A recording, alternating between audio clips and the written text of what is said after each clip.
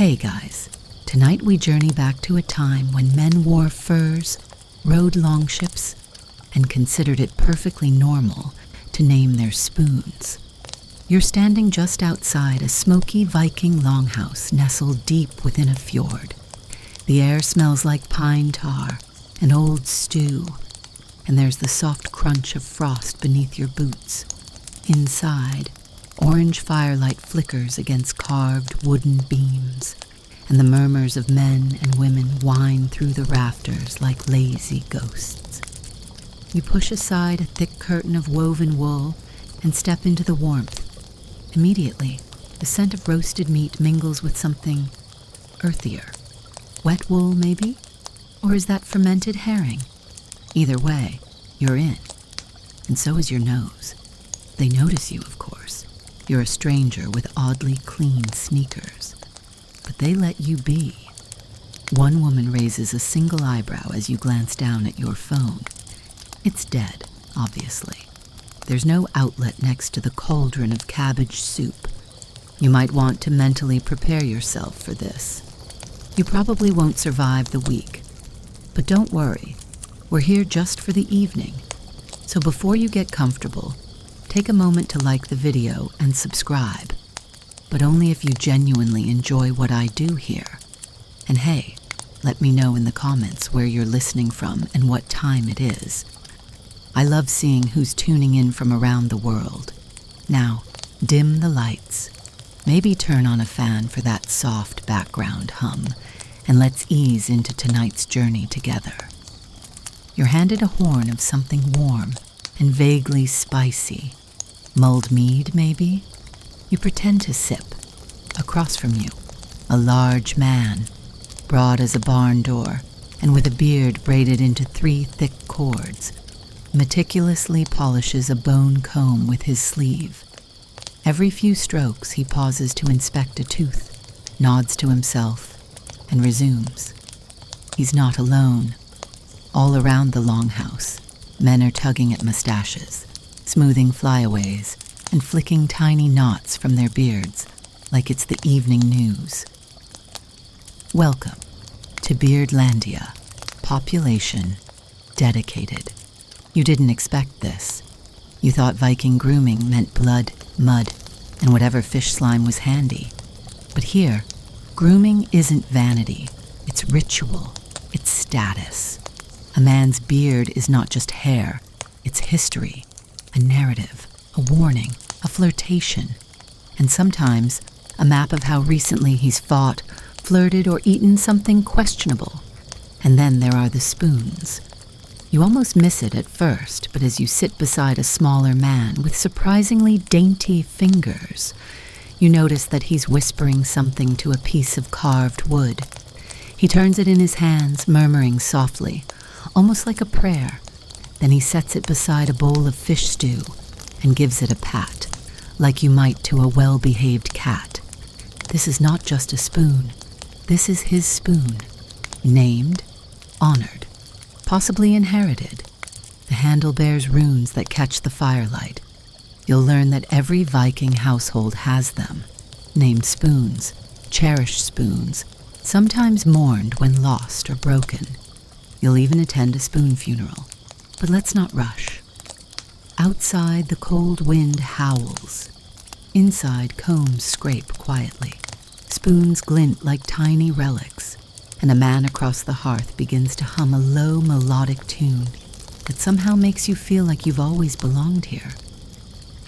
You're still seated near the hearth, the fire popping gently beside you. Someone hands you a wooden bowl carved from ash and filled with some sort of porridge, barley, and what you hope are berries.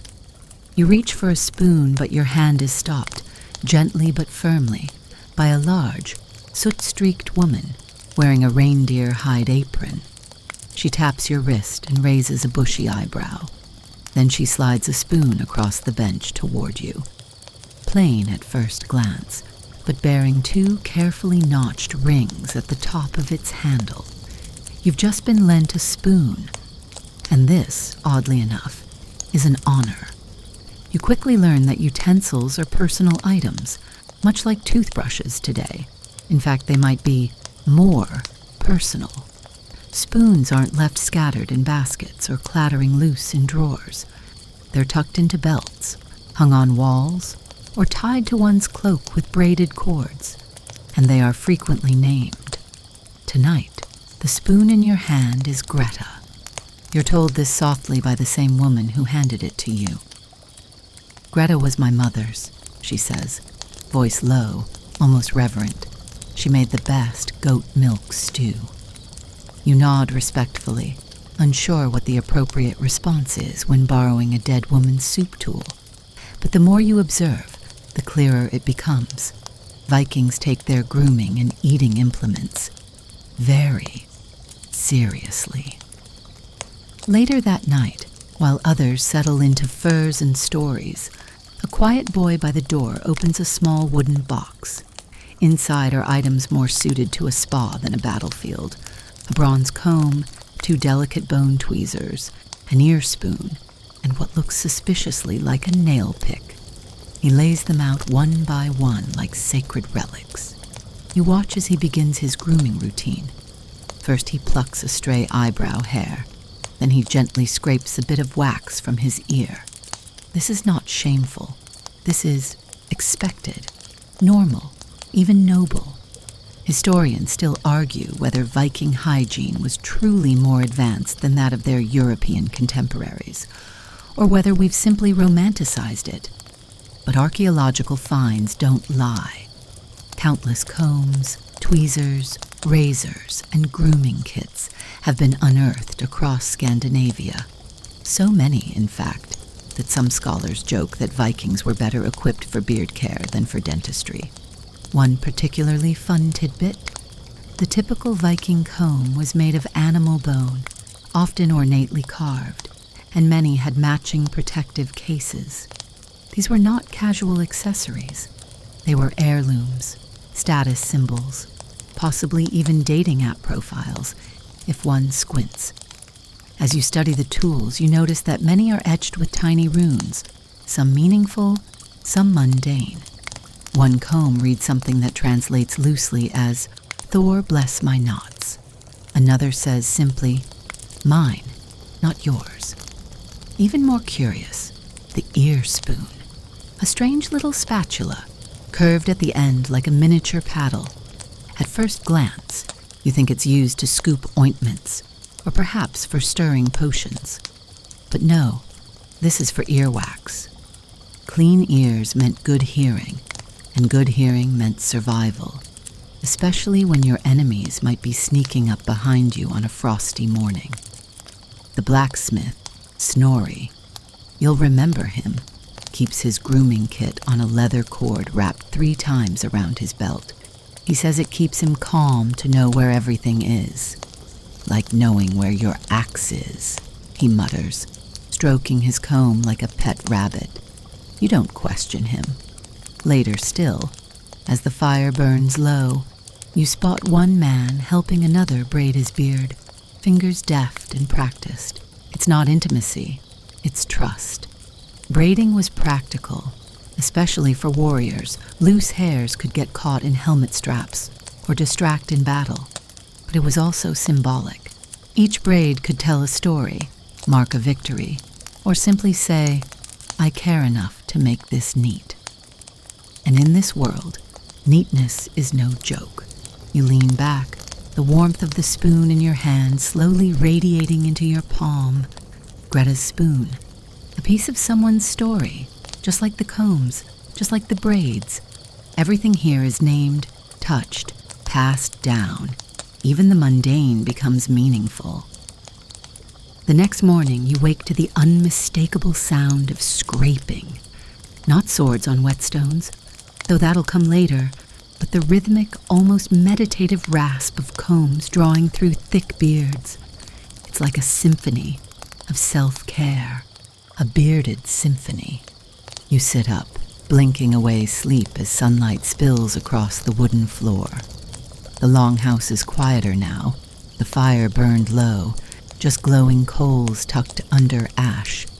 Around you, several men and women are seated in circles, grooming themselves and one another in what can only be described as the Norse equivalent of a spa day.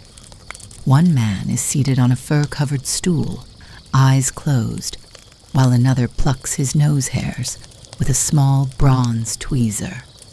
There is no shame here, only the solemn vibe of two people trying to avoid a sneeze. Across the room, a teenage girl carefully oils her father's beard using a mixture of fish oil and pine resin. The smell is aggressive, like someone rubbed a salmon on a Christmas tree. But the effect is impressive. His beard gleams like a raven's wing, slicked and braided into a neat rope that swings as he moves. It's said that even Odin himself, the All-Father, took grooming seriously. Old sagas describe gods with flowing hair, intricately braided beards, and clothes that somehow never got stained with goat grease.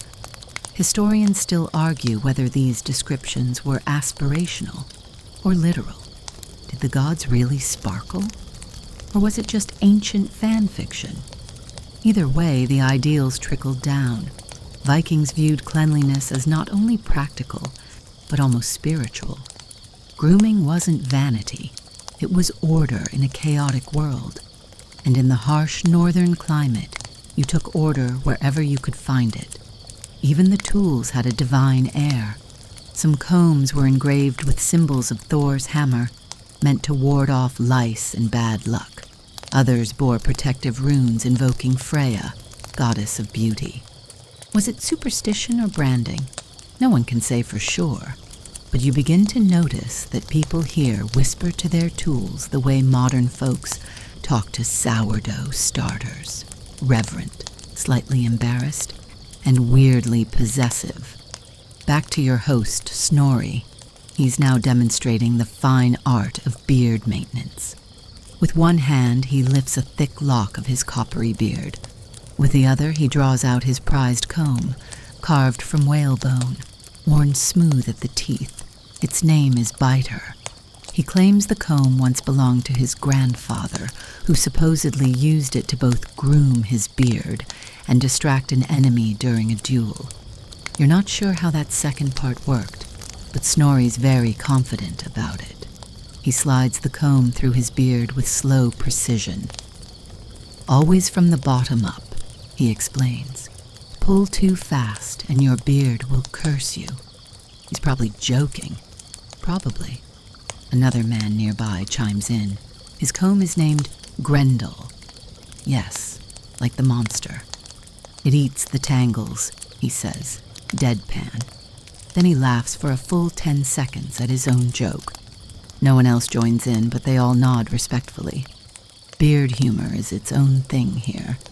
There's even a traveling merchant in the village who carves custom combs. He comes twice a year when the snows are low enough for passage. Folks line up not for shoes, not for cloaks, but for his grooming wares. You hear tales of a woman who once traded an entire goat for a comb inlaid with amber. The goat later came back, which was awkward. You try combing your own hair with a loner tool, something flat and rough-hewn, smelling faintly of elderberry oil. It tugs a bit, but you feel dignified, ancient. Like maybe you too could row a longship and name a spoon without irony. This sense of dignity, historians believe, was deliberate. Personal grooming in Viking culture wasn't just about self-image. It was about societal harmony. A well-kept appearance showed respect to others. Dirty nails and tangled beards, that was for the enemy, or the dead. One fringe theory, admittedly debated, is that long beards may have doubled as social tools, with certain braid styles signaling availability, rank, or alliances. It's a bit speculative, but imagine Tinder if swipes were replaced by the number of beard knots. As you sit back and watch the daily beard rituals unfold, it's easy to forget that these same people raid, trade, and occasionally behead folks for treasure. Right now, their focus is entirely on untangling knots and oiling split ends. You've never felt safer in a room full of axes. Later that morning, the longhouse stirs with more purposeful motion. Shields are checked, boots are tightened, and voices rise as plans for the day take shape. You notice something strange, or perhaps by now not strange at all. Before even touching a weapon, several of the warriors are grooming again. One man sharpens a small bronze razor on a flat stone, inspecting his jawline in a polished shard of metal that barely reflects more than a ghostly blur. Another twists his mustache ends into two crisp little points.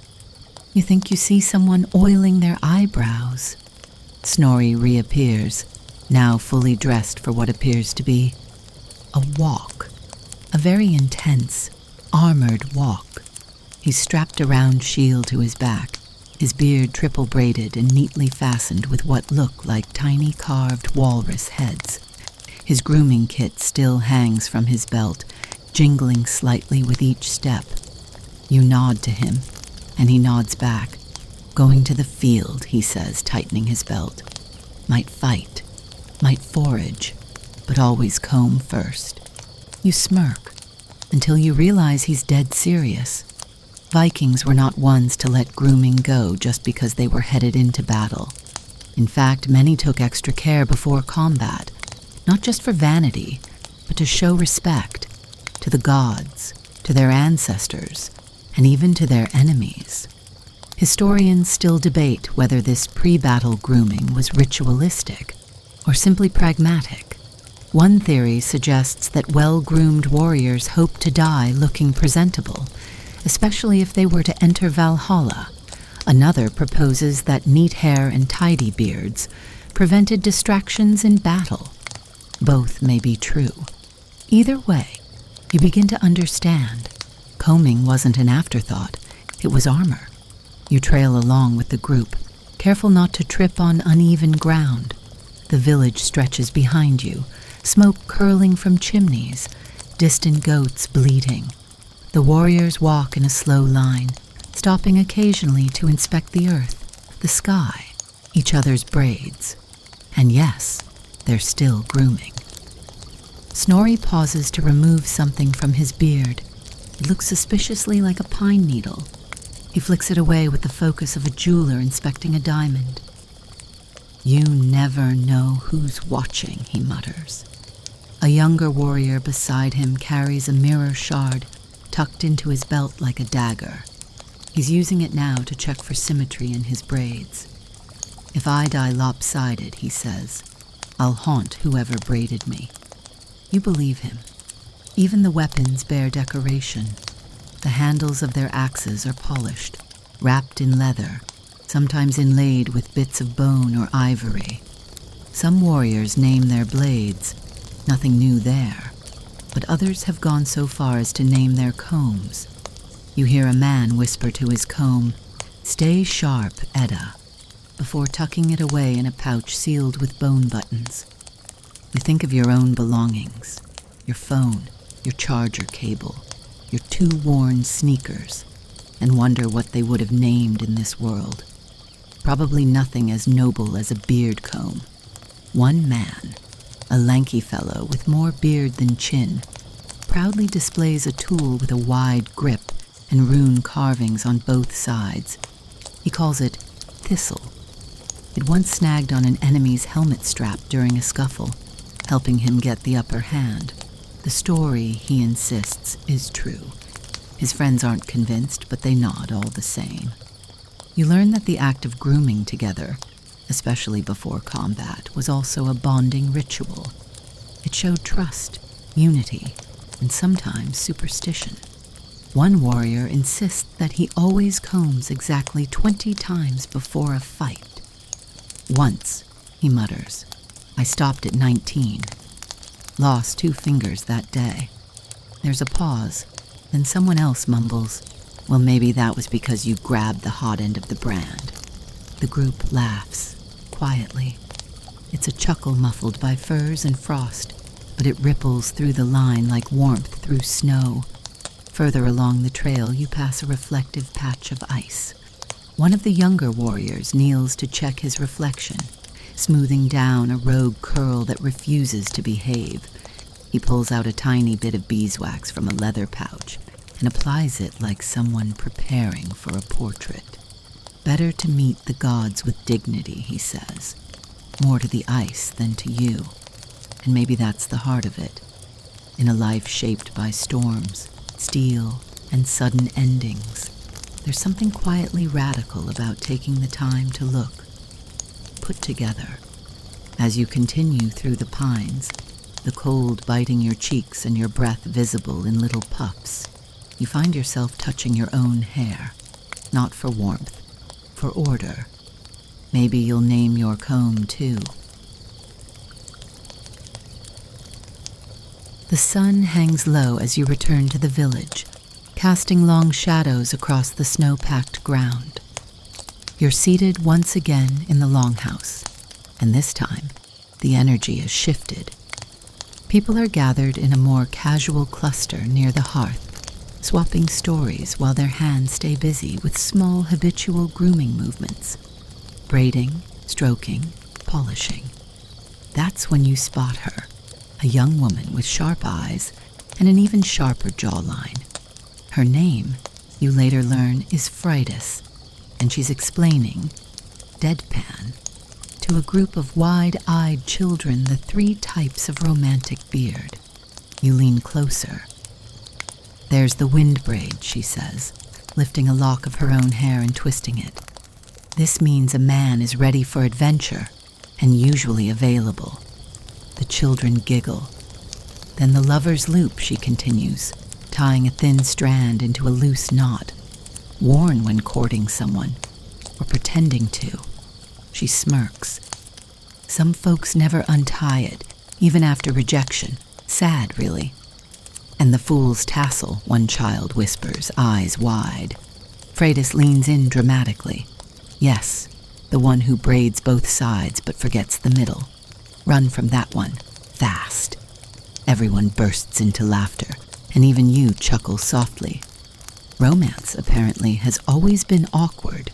Viking society, you learn, had its own deeply coded language around appearance, and beards played a central role, especially for men. Long and well-maintained, possibly noble, definitely proud, patchy or scraggly, either too young, too sick, or too careless to court. Historians still debate the exact symbolism, but the sagas drop hints, saying a warrior's beard could speak before he did. And the women noticed. In fact, many helped maintain their partners' beards, combing, braiding, and sometimes even adorning them with little tokens, beads, bits of metal, or carved wood pieces etched with runes of luck, love, or protection. There are even whispers of competitions, informal, naturally, where young men would present themselves to eligible women for grooming judgment. You're not sure if this is true or exaggerated village gossip, but the idea of a Viking beauty pageant, judged solely on comb technique and braid symmetry, is too delightful to dismiss. Snorri returns from the fields, brushing snow from his shoulders, and sits beside you with a grunt. He pulls off his gloves and immediately reaches for his belt, where Biter, the famous comb, awaits. He combs once, twice, then pauses. "You know why we name our combs?" he asks, without looking up. You shake your head. He nods, satisfied, because names make things last. You think about that, he continues. Swords break, shields splinter. But a named comb? That's passed on. That lives. And perhaps, in a world where life expectancy is uncertain, giving something a name is the closest thing to permanence. That's the logic behind named spoons, too, like Greta, whom you used earlier. These small acts of personification aren't childish. They're deeply human. You hear a story next, told by an old man whose beard seems to have outlived several kings. He leans in, eyes twinkling, and recounts the tale of a suitor who carved his sweetheart's name into his comb. He hid it in his belt, hoping the charm would woo her. When she eventually agreed to marry him, he gave her the comb as a wedding gift. But she never used it, he adds, grinning. Said she liked her own better. Sensible woman. Not every love story needs a fairy tale ending. Some just need a practical comb.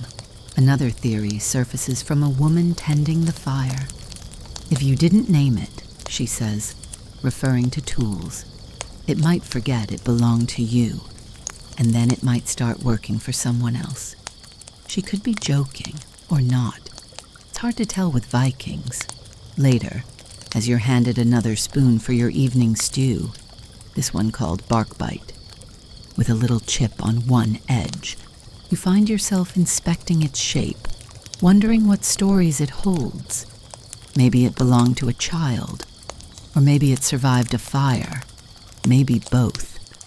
You begin to realize, in this village, even the smallest objects are memory keepers. Night deepens, and with it comes the flickering glow of the hearth, casting moving patterns on the walls like ancient spirits in a slow, lazy dance. You've tucked yourself into a corner now, warmed by both fur and fire, and you watch as Snorri crouches beside a low table scattered with tools. He's humming quietly, a tune that sounds like it might be older than the longhouse itself, as he polishes what appears to be a spoon. Not just any spoon. This one has a twisted handle, almost like a snake coiled in repose, and the bowl has tiny notches carved along the outer edge, almost like teeth. You don't ask if it bites. Her name's Alfhild, Snorri says softly, still polishing. My first. You blink. His first what? He doesn't clarify. A few others gather around. Some bring their own spoons. One is shaped like a leaf. Another has a carved bear at the tip of the handle. And every single one has a name. You watch, captivated, as Snorri lines them up. 5 in total, each laid with care on a strip of linen, like prized relics. There's Alfhild, of course. Then Dagna, Rock, Yarrow, and Thump. You don't ask about that last one. The names seem to mean something personal, almost sacred. He points to each spoon in turn, reciting their lineage like a bard listing kings. Alfhild was carved the night before my first raid. My father made her. Dagna was gifted by a woman who once saved me from eating poisonous berries. Rock belonged to my brother. Yarrow I made myself, during a quiet winter. And Thump, he adds, pausing dramatically, fell out of a chicken one morning. Don't ask. You weren't going to. This apparently is spoon time, a sort of fireside ritual where villagers show off their most cherished eating utensils. There are stories told, laughs exchanged, memories shared. You quickly realize that naming spoons is not a joke. It's a bonding moment, a tiny act of defiance against the harshness of the world, a way to hold on to something small and unchanging in a life of storms, strangers, and sudden endings. Historians still argue whether Vikings named their tools out of superstition or sentiment. Maybe both, maybe neither. The evidence is there, runed combs, marked bowls, personalized weapons, but context is slippery. Naming a spoon could be practical, or it could be ridiculous, or it could be deeply emotional. It depends on the spoon. One fringe theory, proposed by an anthropologist who, one suspects, has spent too many winters in isolation, suggests that naming inanimate objects was a way for Norse people to track personal luck. If you had a good week eating stew with Barkbite, maybe you'd keep using Barkbite. If things went poorly, time for a new spoon with a better name. There's a young boy seated on a stool, maybe 7 years old, holding a flat wooden spoon with a single carved notch near the tip. He strokes it like it's a pet. You ask him the name. Crater, he whispers.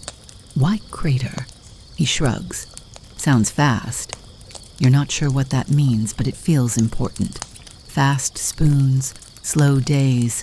Vikings are full of surprises. Across the hearth, an elderly woman leans over her stew and mumbles something to her spoon before taking the first bite.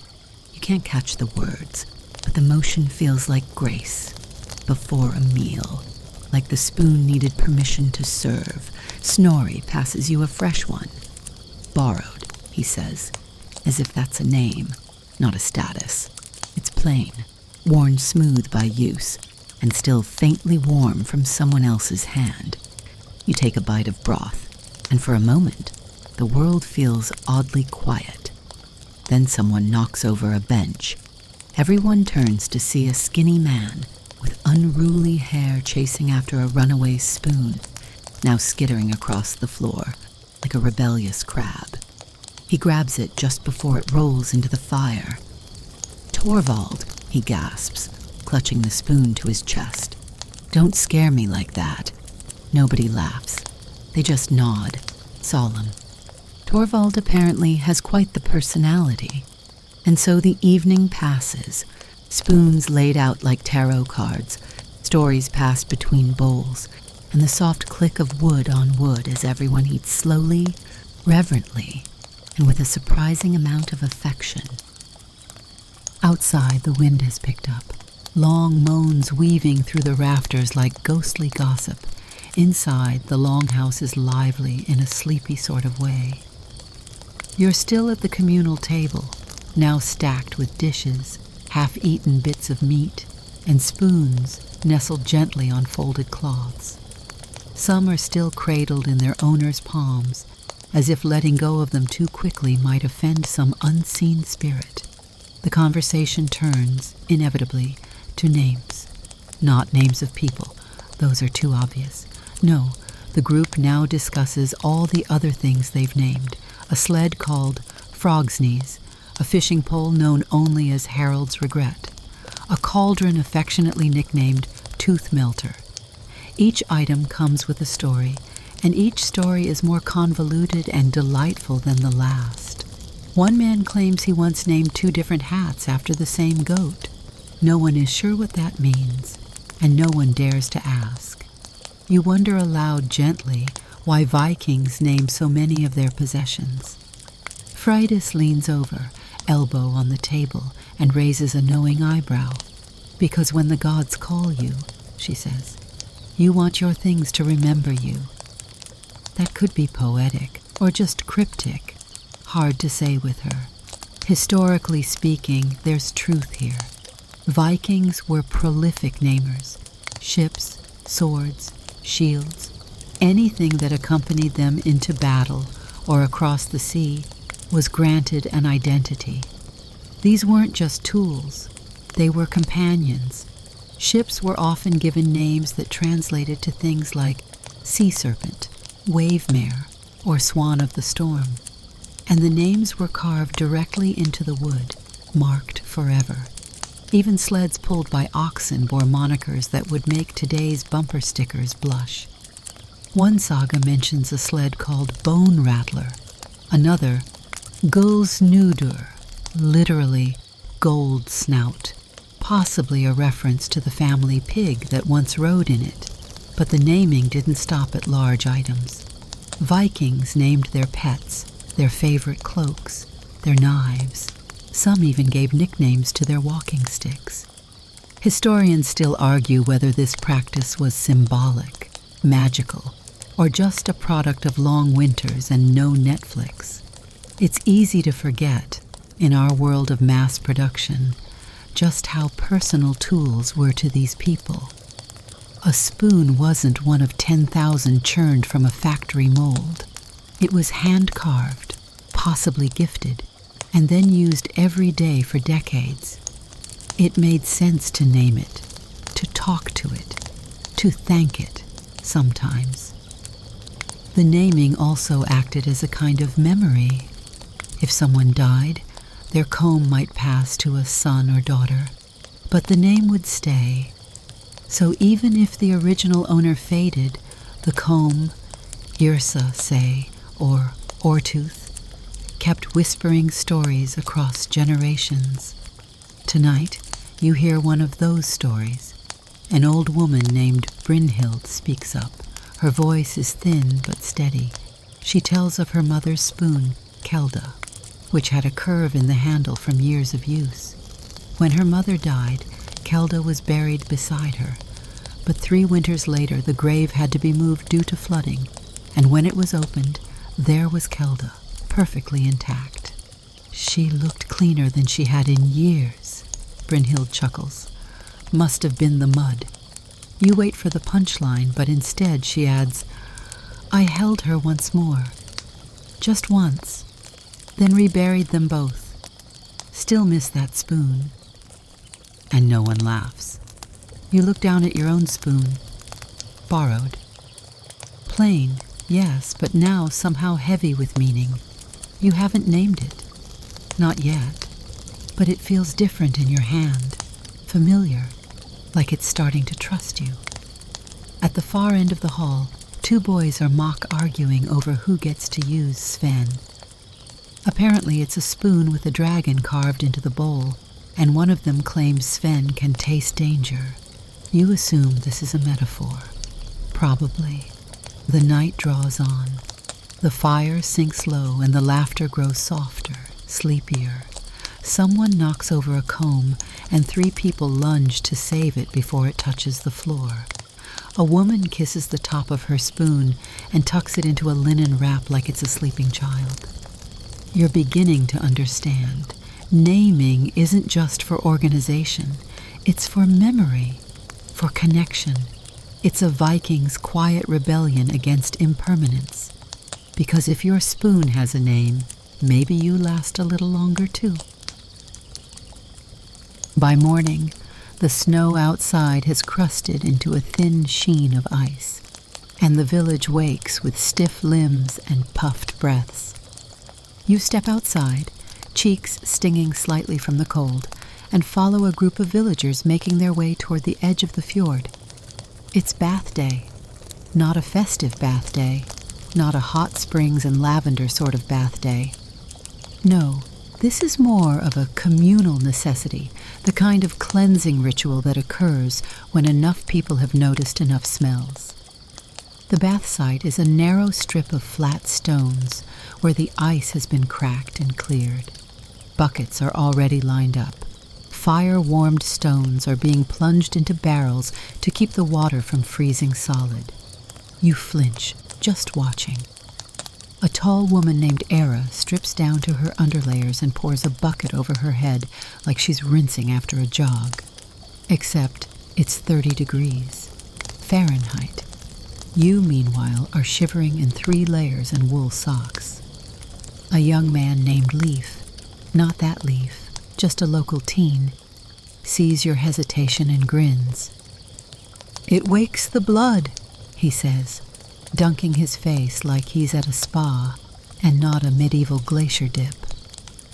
The bathing process is brisk, efficient, and surprisingly chatty. People tease one another about their toes, argue over who used up the good soapberry paste, and pass around cloths that are probably cleaner than your own towel at home. And then, after all the screaming and scrubbing, they comb, because of course they do. Combs emerge from pouches, sleeves, and belt loops. Some people carry full grooming kits in little carved boxes. Others share, though sparingly. A woman carefully dips her bone comb into a bowl of warm water, wipes it dry, and begins detangling the ends of her braid with a reverence usually reserved for wedding veils. Historians still argue whether Viking communal bathing was routine or reserved for special days, but evidence suggests a surprisingly consistent cleanliness among Norse populations. Comb artifacts often appear alongside washing bowls, and many were found in proximity to what were likely communal hearths or bath sites. What you're witnessing is not a one-off. This is a cultural rhythm. Freeze, scrub, comb. There's even etiquette. One man offers his comb to another, who politely declines. then offers his own instead. Apparently, sharing a comb is less intimate than sharing a spoon, but still somewhat tender. Lice, after all, were a known menace. In fact, delousing was practically a hobby. One elderly woman named Astrid settles onto a moss-covered log and begins examining her grandson's head with the focus of a military scout. She plucks something invisible from his scalp and squints at it before flicking it into the snow with great satisfaction. "Victory," she mutters. The boy just eats a piece of dried fish and stares into the fjord, unmoved. Someone nearby mentions a legendary soap recipe involving ash, goat fat, and something referred to as troll flour. You're not sure whether this last ingredient is literal or sarcastic, but your nose kind of hopes it's fictional. Leaf points to his own beard. 3 years, never missed a bath day. You nod politely, though his beard does appear to house a pine needle and possibly a tiny feather. He doesn't seem to mind. Even mid-wash, you hear the sounds of naming. A girl calls to her mother, "Can I borrow Bittermouth?" which turns out to be a shared hairbrush. Another man hums as he combs his mustache, whispering, "Let's not snag today, Olaf." Olaf is the comb, presumably. There's a moment while you stand with steam rising around you and villagers laughing in the cold where time thins. You could almost believe you belong here, that your own comb waits at home, that your spoon's name is etched into your palm, that the act of grooming is something more than vanity, something like belonging. The bath ends as abruptly as it began. Towels are exchanged, boots stomped into place, and people return to the village still dripping, still combing. And just before you head inside, you see something truly unexpected. A man stands barefoot at the water's edge, eyes closed, a small comb pressed to his lips. He says something you can't quite catch, just a whisper. Then he tosses the comb into the fjord. You watch it sink, the ripples vanishing as quickly as they came. Snorri appears beside you, arms crossed, beard dripping. "Letting go," he says. "Old pain, old promise." He says no more. You say nothing. But your hand slips into your coat pocket and brushes against the edge of borrowed. And for the first time, you wonder what it might ask of you. Later that day, as sunlight weakly presses through the thatched slats of the longhouse roof, you discover something both charming and, let's be honest, mildly unhygienic: the communal comb basket. It's perched on a low wooden shelf beside a row of horn cups and a jar of something pickled you choose not to identify. The basket itself is woven from birch bark, just large enough to cradle a dozen or so combs of various shapes and questionable cleanliness. A little wooden plaque dangles from one handle. The inscription reads, "For guest beards and emergency entanglements." Snorri, always looming helpfully at your elbow, gestures toward the basket. "They're mostly retired," he explains, "but they still have spirit. Good for the short-term visitor, or an unexpected knot." You peer inside. Some of the combs are fine-toothed and elegant. Others are chipped, burnt at one end, or stained with what you hope is berry juice. A few have names scratched into the handles: Sigrid, Pebble, Old Tooth. One just says, "Nope," in slightly desperate-looking runes. You select one at random, smooth, simple, and missing a few teeth, a sort of comb pirate, if you will.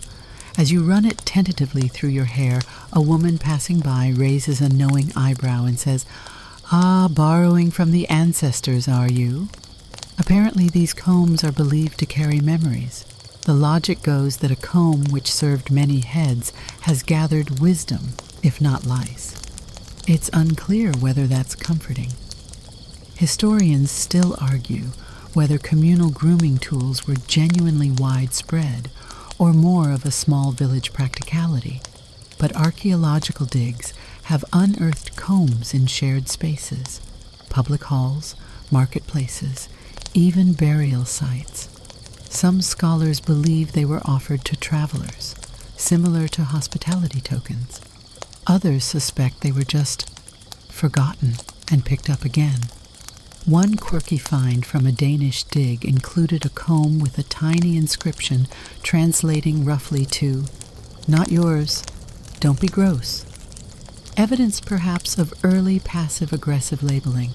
Here, however, the basket has a ceremonial feel. Before using a comb, one woman taps it twice against the side of the shelf. Another closes her eyes for a moment, either in thanks or just pre-combing anxiety. Snorri pulls out a familiar object, Thump. He gives it a polish on his sleeve and sets it reverently beside the basket. "She's semi-retired," he says. "Only comes out on holidays or when my niece forgets hers." Nearby, two boys are arguing about whether it's acceptable to use a communal comb after it's touched someone's eyebrow. The consensus seems to be, only if you clean it in snow first. You sit back and watch the ebb and flow of comb etiquette. A small child, maybe 4, picks up a wide-toothed comb, chews on it absent-mindedly, then tries to put it in the basket. His mother intercepts him just in time. "Not that kind of offering," she murmurs. The conversation around the fire drifts toward grooming mishaps. One man claims he once sneezed mid-comb and accidentally shaved off half his mustache. Another swears a lice infestation once forced him to burn not just his comb, but the entire bench it touched. And yet, for all the mild hazards, there's something touching in this shared resource. In a culture often reduced to axes and aggression, you find this quiet corner of community, a basket of tools passed from hand to hand, each with its own silent stories, its own tooth-missing legacy. Freydis re-enters the room carrying a small leather pouch.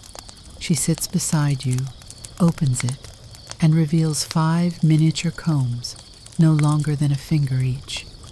"Travel combs," she says, "for good luck." You admire them, tiny, delicate, each carved with little symbols, waves, stars, a knot that looks like 2 squirrels dancing. She lets you hold one, and it feels impossibly light. "They're for wishes," she adds, matter of fact. You comb once, then toss it into water, not for actual grooming, unless you're grooming mice. You chuckle. Then you notice she's serious. You hand it back with due gravity. Later that evening, as you help stack firewood and watch as someone tunes a bone flute by the door, don't ask how, you catch sight of an older man quietly slipping a comb into the communal basket. He pauses, runs a finger over the teeth, and whispers, "Thank you, old friend." Then he walks away, and it clicks. These objects aren't just used, they're remembered. Shared not because people didn't care about hygiene, but because they did care. About each other, about continuity, about keeping small things going in a world where big things were often out of their control. You pass the basket again on your way to bed, and this time you bow your head slightly, not because it's tradition, but because it feels right. You sleep well that night, far better than expected on a straw-stuffed mat in a room full of snorers, murmured dreams, and the faint scent of smoked fish. When you wake, your first thought is, absurdly, "Where's borrowed?" And there it is, beside you on a folded cloth just where you left it, still warm, probably from your own body heat. Probably. You tuck it into your belt. As you step out into the brisk morning air, you notice a group of villagers gathered in a semicircle at the edge of the main path. Not for a ritual, not for battle. They're admiring something, an object held aloft by a young man with bright eyes and a beard so perfectly symmetrical it should be registered as a landmark. It's a razor, not the kind you're used to. This one's blade is curved, honed to a whisper-thin edge, and affixed to a bone handle engraved with runes so fine they shimmer even in the weak sun. He's holding it like a priest holds a relic. Snorri joins you, chewing on something leathery that might be breakfast. Runes, he mutters, everywhere, even where they can't see them. He's not exaggerating. The handle of the razor is almost completely covered in rune work, some decorative, some mystical. One long strip seems to be instructions, or a poem. It's hard to tell the difference in Old Norse. Historians still debate the exact purpose of these rune carvings on grooming tools. Were they simply decorative, protective charms, owner signatures? A few believe they held instructions like comb gently or don't lend to Eric. Others suggest they were blessings, perhaps even tiny prayers for safe travel, good luck in love, or immunity from beard lice. One razor handle found in Sweden bore the phrase, "Ekem hin skarpi," I am the sharp one. Whether that refers to the blade or the owner's personality is unknown, but you kind of want it on a t-shirt. The young man now demonstrates the use of his tool. With steady hands and a smooth motion, he scrapes the side of his jaw. The group leans in. There is no blood, no flinch, just the steady, hypnotic motion of ritual shaving. And then he flips the razor over. The other side of the handle reveals a tiny comb tucked neatly into a groove. A comb and razor combo. Viking multitasking at its finest. The crowd murmurs in admiration. One elderly woman nods approvingly. Good marriage material, she mutters. Later that day, you're shown more engraved tools. A nail scraper with a miniature boar etched into the base. A hairpin that carries the name Skjaldmi, Shield Maiden. Someone even pulls out a curved spoon with notches that correspond to phases of the moon. Freydis points out another razor, older, its runes faded almost to nothing. This one was used by 4 brothers, she says, passed from face to face until only one was left. You ask what happened to the others. She shrugs. Marriage, war, goat incident, the usual. You're ushered into a smaller room then, a kind of storage nook lined with baskets and bundles. Here, villagers keep their less used grooming tools, combs too fine for everyday use, razors only touched during ceremonies, even toothbrushes, crafted from chewed sticks labeled with carved initials, or, in one case, a tiny portrait of a cat, possibly decorative, possibly dental inspiration. You spot a razor with runes so small they look almost like threads. You ask about it. Snorri squints at the handle, then chuckles. Those aren't runes. That's a name. All one word. He who trims when no one's watching. Must have belonged to a shy one. It occurs to you then, the Vikings weren't just practical. They were poetic. Even in their tools, there's a blend of utility and artistry, of violence and vanity, of steel and story. One fringe theory suggests that engraved razors and combs were sometimes used as passive messages, carried into courtship, alliances, or duels. One might offer a carved comb to signal peace, or leave behind a razor as a warning. There's no definitive proof, just patterns, legends, and the way everyone still leans in close when a new inscription is discovered. That evening, as the village winds down and spoons once again return to their linen beds, you hold borrowed in your hand and imagine carving a message into the handle. Not a name, not yet, just a phrase. Still here.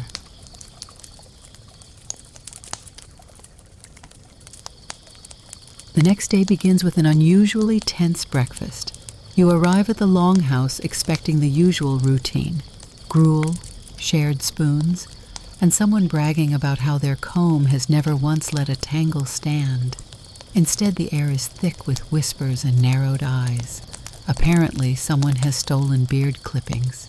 You're not sure you heard that right at first. Beard clippings? Like the little fuzzy ends people brush off their cloaks after trimming? Yes, those. Snorri is pacing.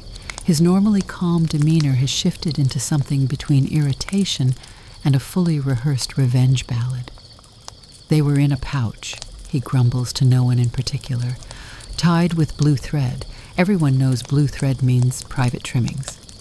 Fridas looks unimpressed. Or it means you ran out of brown thread. Calm down. But Snorri will not calm down. The pouch, it turns out, held clippings from a ceremonial beard trimming that marked his daughter's coming-of-age celebration. He'd planned to burn them under the full moon next week as part of an old family tradition. You don't just take someone's beard, he says with the gravity of a man who's been emotionally robbed. You sit down with your bowl of lentil mush and try to eat quietly while a council of elders forms around the table. Everyone's now weighing in on beard theft etiquette. One man claims it's the worst kind of dishonor, like drinking another man's stew straight from the ladle. Another says it's probably just a misunderstanding. Could have been an accident, he shrugs. Beard bits do look like moss sometimes. Historians, for what it's worth, have no definitive record of beard clippings being used in rituals, but there are accounts of hair, beard or otherwise, being burned, buried, or tied into charms. One Icelandic saga mentions a warrior who braided his fallen brother's beard into his own, claiming it gave him strength in battle. Another tells of a woman who kept a lock of her husband's beard in a carved box after he drowned at sea. Whether symbolic or just sentimental, hair mattered. And here, apparently, it matters a lot. Soon, the drama escalates. An older man named Hauk, gray-haired, soft-spoken, perpetually mistaken for someone's uncle, confesses that he found a pouch by the fire pit the night before. Thinking it was trash, he fed it to the goats. Snorri stares at him. You fed my daughter's beard to a goat? Hauk shrugs. Better than lice, no? This is not the calming logic Snorri is hoping for. Tensions simmer through the morning. People walk on eggshells. Some offer Snorri hair from their own beards. He declines, but you admire the sentiment. In a quiet moment by the chopping block, you ask Freydis why it matters so much. She looks thoughtful. Because, she says, a beard isn't just hair. It's time. It's care. It's who you were, just slightly younger. You don't toss that away. You nod, only slightly distracted by a goat munching on something stringy nearby. You sincerely hope it's hay. Eventually, Snorri finds peace, or rather, he performs peace. At dusk, he brings out a fresh pouch, this one containing a few small clippings from today's beard. He ties it with green thread, sets it on a carved stone, and sprinkles a pinch of ash over it. New memories, he mutters, fresher beard. The elders nod. A few villagers clap quietly. The goat, chewing smugly in the corner, remains unmoved. You return inside as the wind picks up and snow begins to swirl. Someone hands you a spoon, named Rook, and you eat a stew that tastes faintly of rutabaga and resolution. The story of the stolen beard will be told again, that's certain, but probably with more laughter next time, maybe even a dramatic reenactment. Vikings have long memories, but they also have long winters, and nothing passes the time like a mildly overblown scandal about facial hair. By now, the rituals of this village, combing, naming, spoon whispering, mild emotional chaos over beard theft, feel less like curiosities and more like part of your muscle memory. So when the longship crew returns from a short trade voyage and you hear the telltale clack of oars and jangling of gear, your first thought isn't, I wonder what they brought back. It's, how do they keep their beards tidy at sea? You follow the noise down to the docks, where the longship bobs gently, its curved prow like a frozen dragon poised for a yawn. A dozen men and women are unloading barrels, crates, furs, and, yes, there it is, a woven satchel clinking with what you now recognize as grooming tools. "Salt ruins a good comb," says one crewman, wringing out his beard. "That's why you oil the teeth, twice." Another unbraids her wind-snapped hair with painful slowness, cursing the fjord breezes under her breath.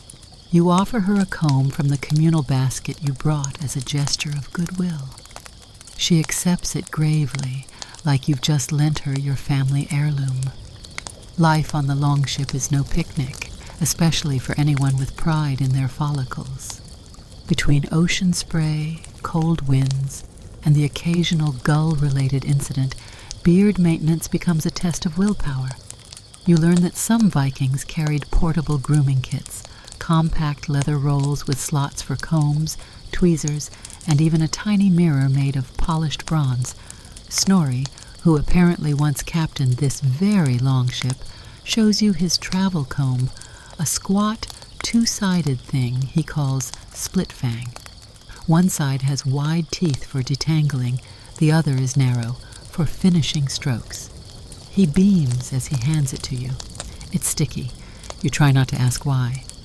Inside the longship itself, tucked beneath a canvas flap, is a small chest carved with sea serpents and fish. It opens to reveal, of course, a row of grooming tools wrapped in sealskin. Each one is labeled with a name tag, written in runes on little wood discs. Hush, Tanglebane, Tiny Vengeance, Freya's Kiss. You try to imagine a Viking warrior storming a monastery with a braided beard, 2 axes, and a comb named Tiny Vengeance tucked inside his belt pouch. And weirdly, it doesn't feel strange anymore. It feels accurate. Historians still debate whether these mid-voyage grooming habits were widespread or confined to elite crews. But they do agree on one point. Long-haired, bearded warriors couldn't afford to let things go wild, not just for appearances, but for health. Matted hair invited lice. Knotted beards caught sea spray. A clean, combed appearance wasn't vanity. It was survival. There's even a fringe theory that combing one's beard before battle at sea was akin to blessing a weapon, turning the body into a well-maintained tool worthy of legend. One sailor tells you of a bad luck voyage where no one combed their hair for 3 days. "The sea punished us," he says, eyes wide. "Storm, spoiled meat. A dolphin tried to marry one of us." You choose not to ask follow-up questions. The younger crew members are less superstitious, but still meticulous. One woman shows you her trick. She braids her hair with tiny bits of bone tied at the end, each carved with a different rune. "Charm against tangles," she says, pulling one tight. "Also makes a satisfying clack when I walk." You try it later with bits of twig. It does, in fact, make a nice clack. Later that evening, the longship crew joins the rest of the village for stew and stories. The freshly returned travelers lay out their spoils, dried herbs, a few glass beads, a foreign comb made of something like ivory. You ask what kind of creature it came from. The trader shrugs. "Something with teeth, I hope." Borrowed is in your pocket again. You run your thumb along its smooth edge and think, maybe a comb's real magic is not in what it's made of, but where it's been, how many storms it's seen, how many strangers it's touched. Before bed, you glimpse one sailor rebraiding his beard with beads, each from a different voyage. One is shaped like a fish. Another has the tiniest rune you've ever seen. Calm.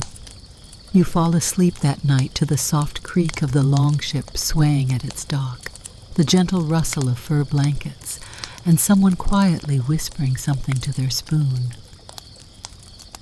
The longhouse is quieter this evening. The kind of quiet that settles only after bellies are full, boots are off, and spoons have been properly wiped and stored in their designated cloth bundles. You're nursing a warm cup of something vaguely sweet and entirely mysterious when a curious energy ripples through the room, half reverence, half mischief. "We're burying a spoon tonight," Frida says matter-of-factly as she passes. You blink. You must have misheard. But no. Across the hearth, a small group is already gathering around a central bench, and in the middle of this growing semicircle lies a cloth-wrapped object about the size of a ladle. You hear a hush ripple outward. Someone clears their throat, and then very slowly the cloth is peeled back to reveal a spoon. Its bowl is shallow from decades of use, edges worn soft, the handle polished to a dull glow. There's a crack running down its stem, filled carefully with what looks like pine pitch. Runes are carved along the underside, worn almost smooth. "This," announces the woman leading the service, "is Torna." She nods once, firmly. She has stirred more stews than anyone here. She fed 3 generations. She tasted every festival before you did. And last week she cracked clean through during the fish boil. A gasp. Someone wipes their eye. You're not entirely sure if it's real grief or expertly deployed nostalgia, possibly both.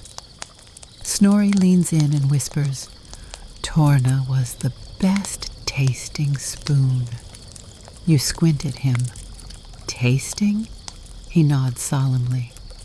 "You don't think spoons matter? Try stew with a flat-end ladle and then try Torna. She pulled sweetness from barley like no other." The ceremony continues. A small boy places a thyme sprig beside the spoon. Another child recites a clumsy but heartfelt poem, and then, carefully, Torna is wrapped again and placed in a hollowed log lined with moss and dry herbs. They carry her out under the moonlight. You follow the procession beyond the edge of the longhouse, past the goat pen, and under a leaning pine that has clearly been used for ceremonies before. Its base is circled with small stones, one of which reads, "Stewing," misspelled, you're told, by a child in grief. The spoon is laid to rest in a shallow hole. A few words are muttered, part blessing, part inside joke, and then the earth is packed down, gently, reverently. "Good night, old girl," someone says. And that's it. Historians still debate whether such spoon burials were common or symbolic. Perhaps they happened only when a beloved matriarch passed, or when a utensil outlived its entire family. But archaeological sites have revealed single spoons in graves, tucked beside bodies, or placed in small household shrines. Some theorize they were spiritual tools. Others think they were simply so cherished, it felt wrong to discard them. There's one particularly famous discovery from Norway, a spoon with a cracked handle buried beneath the threshold of a home. Carved into the stem were the runes, for warmth, not war. Tonight, as the group files back into the longhouse, someone breaks the silence with a low tune, something half lullaby, half drinking song. The melody wraps around you like smoke. You return to your seat, borrowed resting in your hand now, lighter somehow, almost shy. Freydis passes behind you and murmurs, "She was a good one, bit of a splasher, but solid." You're not sure whether she's joking, but you nod. A young girl sits down beside you with a new spoon, clearly carved this morning, still a little rough around the edges. She looks up at you and says, "I named her Ember." You smile. Good name. She's gonna help me taste everything, but only the good stuff. You nod again, thinking how casually this world stitches meaning into everything, even things that scoop soup, Later, as the fire dims and people drift to sleep, you step out for air. A breeze rustles the branches. The moon is high, casting silver across the pine needles. You walk to the spoon's resting place, just to say goodnight. The next morning begins with scratching, not the pleasant kind. No brush of beard against fur, no spoon against bowl.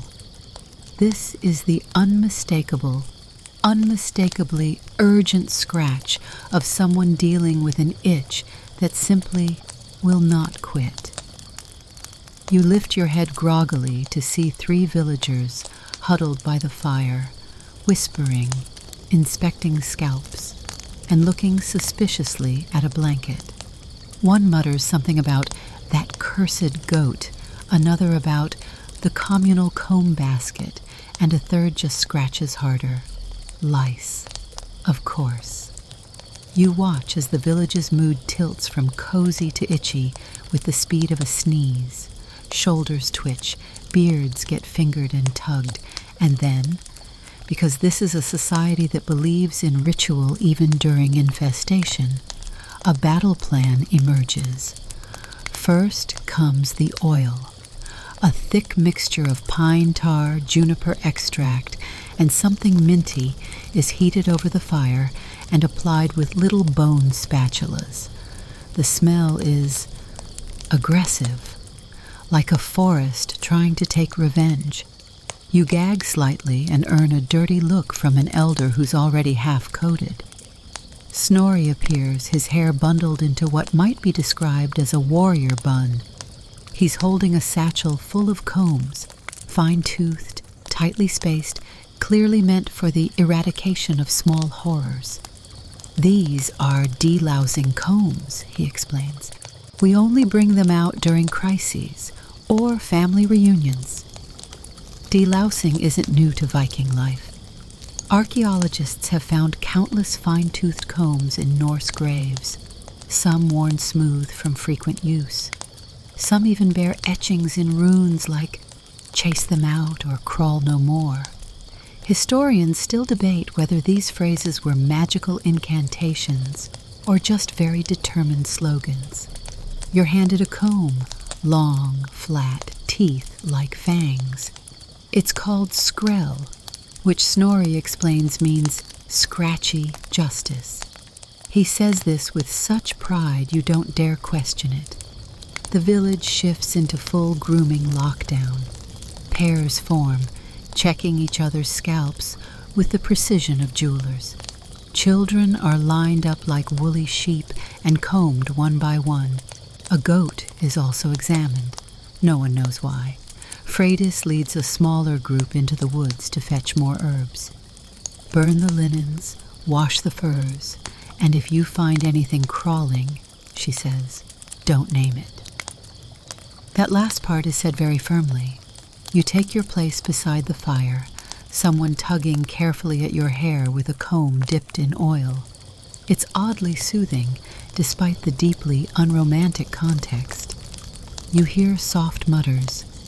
1, 2, just dandruff, maybe. The suspense is palpable. A man near you claims he once had a beard so clean, even the lice refused to live there. He says this while scratching the back of his neck vigorously. There's talk of old remedies, placing walnut shells near bedding, stuffing pillows with mint, wearing nettle sachets around the neck. One woman insists garlic rubbed behind the ears works, but no one volunteers to test it. You glance toward the communal comb basket. It's empty. A sign beside it reads, "Closed for fumigation. Sorry for the itch." A child wanders by with a small wooden figure, a spoon carved into the shape of a man with a very concerned expression. "This is Commander Itchbeard," she says solemnly. "He protects my scalp." You nod, because what else do you do? By midday, the delousing is complete. No one is quite sure who the original carrier was. Suspicion still hovers around the goats. Several combs are burned in a small ceremony near the edge of the village. One is buried gently beneath a juniper bush, a pine cone placed on top like a gravestone. Fridas returns from the woods with bundles of mint and crushed elderberry. These are scattered beneath blankets and stuffed into pouch charms. The smell improves marginally. That evening, everyone feels cleaner, if a bit humbled. Borrowed is back in your hand. You run your thumb along its familiar curve. It was spared the worst somehow. Maybe it's lucky, maybe it has good manners. Either way, you hold it closer. Snorri claps you on the back. You survived your first lice bloom. Welcome. You'd rather have survived a raid, but still, you lie down that night freshly washed, newly oiled, and slightly minty. Your scalp tingles, either from leftover nerves or lingering oil. And as you drift off, you hear someone softly singing a lullaby with very strange lyrics. No lice in the night, no crawlies at dawn. May your beard stay clean till your worries are gone. And somehow, it works. The next few days unfold in gentle rhythm. The itching stops. The comb basket reopens, this time with a sign that reads, "Use with honor, and check for goats first." The village returns to its usual state of low boil activity. Braiding, sharpening, seasoning, and of course grooming. You find yourself reaching for borrowed now without thinking. There is something about the way it fits in your hand, the slight dip in its handle, the faint smell of smoked birch from the longhouse fires. It feels like yours, which is confusing because technically it's not. But as with most things in this village, ownership is a blurry concept. Tools are borrowed, names are shared, and meaning is layered slowly, like broth poured over old barley, one spoonful at a time. The children carve new spoons this week. You watch as they practice simple strokes in soft pine, tongues poking out in concentration. Their first spoons often have two big bowls, or handles that are shaped like squids or snakes. Or, in one case, a vaguely obscene turnip. But they're proud. And once done, they whisper names into them, as if breathing life into tiny wooden lungs. Some names you overhear: Sizzle, Echo, Slurpbane, and your favorite, Jeff. No one laughs, not even at Jeff, because here the naming isn't a punchline, it's a pact. The elders teach the children how to clean their combs, first in warm water, then gently across a strip of wool to dry. Never leave a comb angry, one says, brushing a knot loose like it's a bird's wing. It'll remember. By now you understand the cadence of this place, the long silences between comments, the way spoons are placed, not dropped, how every object has a history, how even broken things are treated with respect, mended, named again, or given a final rest under the pine. You walk through the village alone one evening, just as the sky turns the color of cooled iron. A man with a silvered beard sits on a stump, combing slowly while whispering a story to the wind. You don't hear the words, but the rhythm carries. It's not for you. That's fine. You stop by the pine tree. Torna's grave is undisturbed. Someone's placed a new stone there, etched with a spoon and a single word: taste. The longhouse smells like ash and onions when you return. A woman hands you a stew bowl without a word. You sit, eat, stir carefully. Borrowed rests beside you on the bench, no longer awkward, just present. Fridas notices. You naming it? She asks. You pause. I'm thinking about it. She nods. That's how it starts. And then, as you settle into your furs one last time, she adds, you'll know when it's time. It'll stop being borrowed. It'll start being yours. Now soften your thoughts. Let the sounds of the longhouse fade behind you. Let the fire's glow dim to embers. You're lying on a bed of furs, the scent of wood smoke gently curling in your nose. The quiet is full, not empty, like a held breath in the deep of winter. Outside, the snow hushes the ground. Inside, the air carries the weight of worn spoons, faithful combs, and names that only mattered because someone chose to give them meaning. You stretch one last time, your fingers brushing the comb you didn't expect to care about. You close your eyes. Maybe tomorrow you'll name it, maybe not. But you'll remember the feel of it in your hand, the warmth of the fire, the sound of a spoon being laid down with care. And that's enough for now. Sleep, traveler. Your beard is combed, your spoon is safe, and morning is a long, long way off.